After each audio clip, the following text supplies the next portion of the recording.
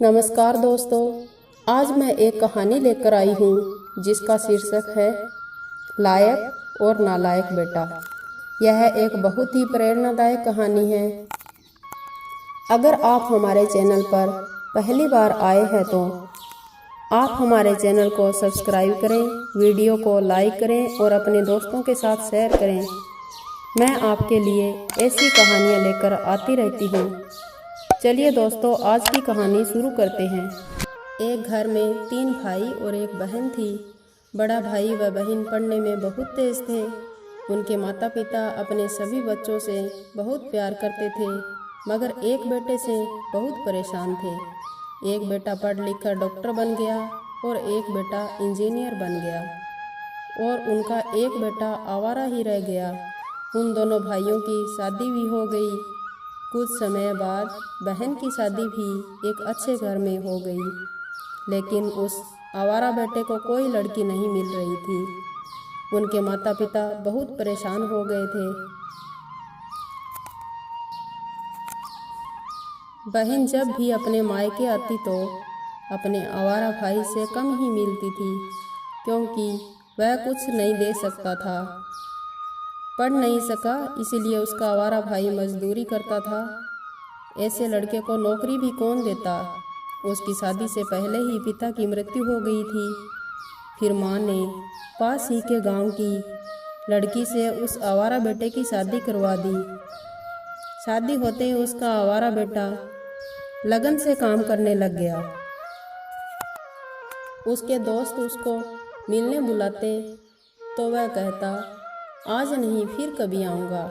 उसके दोस्त कहने लगे कि शादी के बाद तू बहुत बदल गया है।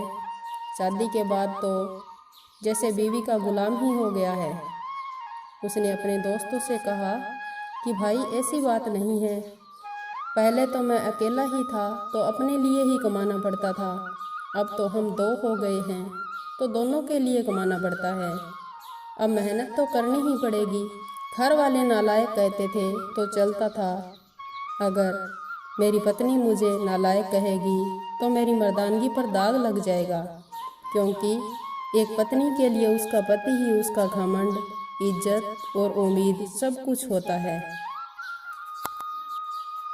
उसके घर वालों ने मुझ पर भरोसा करके ही तो अपनी बेटी दी होगी, फिर उनका भरोसा कैसे तोड़ दूं? एक तरफ घर पर उसका भाई और भाभी यह सोच रहे होते हैं कि अब जायदाद का बंटवारा हो जाए, क्योंकि हम दोनों तो लाखों कमाते हैं और हमारा आवारा भाई तो न के बराबर कमाता है। माँ के लाख मना करने पर भी बंटवारे की तारीख तय हो गई। फिर बहन भी आ जाती है और वकील भी बुलाया गया और उनका आवारा भाई काम करने के लिए बाहर आता है। उसके दोनों भाई उसको पकड़कर घर के भीतर लाकर बोलते हैं, आज तू काम पर मत जाना, बंटवारा कर ही लेते हैं। वकील ने कहा, ऐसे बंटवारा नहीं होता, साइन करना पड़ेगा।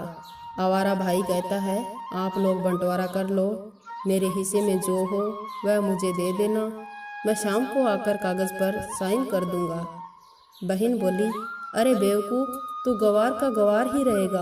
तेरी तो किस्मत ही अच्छी है कि तुझे इतने अच्छे भाई बहन मिले हैं। माँ ने भी अपने आवारा बेटे से कहा, अरे बेटा, आज तो रुक जा।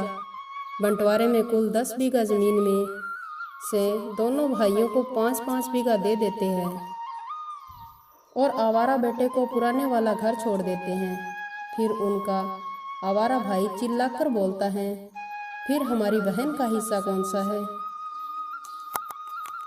उसके भाइयों ने कहा, अरे मूर्ख, बंटवारा सिर्फ भाइयों का होता है, बहन का नहीं।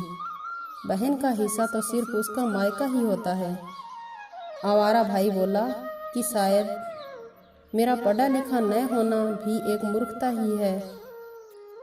ठीक है, आप दोनों ऐसा करो, मेरे हिस्से की वसीयत बहन के नाम कर दो।